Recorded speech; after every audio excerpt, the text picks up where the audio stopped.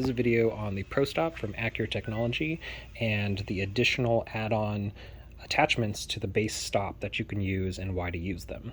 So for the base stop, in order to put an attachment on, you need to remove this lower pin. So the base stop is just a flat surface right here.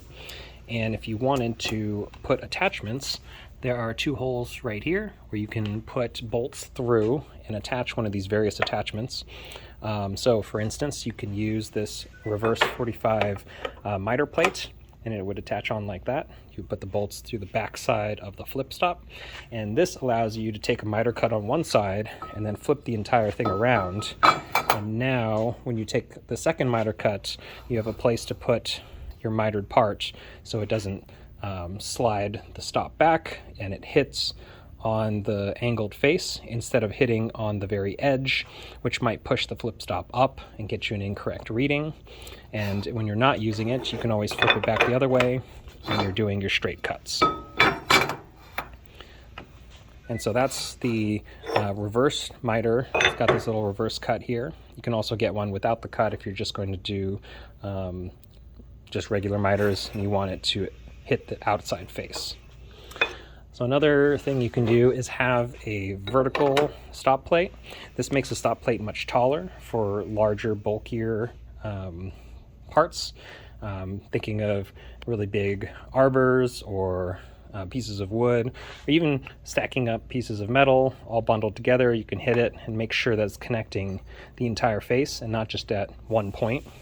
Whereas if your cut isn't perfectly straight and it's like that, you'll cut at the low point and you might have a bigger cut than you were wanting.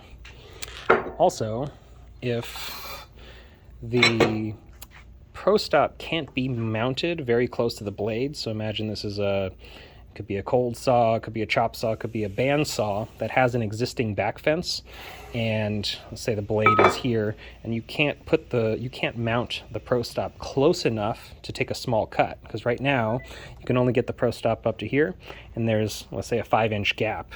The smallest you could possibly cut is 5 inches. With the reach-in stop plate, you can now connect it there and reach in to get very, very close to the blade. So you can still do your small cuts and leave the existing back fence on whatever saw you have, whatever this is mounted to. And it also has tapped holes for a Destaco clamp. If you want to have a really thin cut, but you also want to hold the material down, you're able to do that as well. And so the last attachment is what we call a gang stop plate. So this extends the base plate to a very long contact point. And so this allows you to do something like stack up a bunch of really small parts. And in the woodworking industry, this is important because you can stack a bunch of really, really small parts and take one cut and cut 10 or 20 pieces all at the same time. And if they're all butted up against here, you know that it's going to all take the same cut. So it just cuts down on a lot of time and time and resources.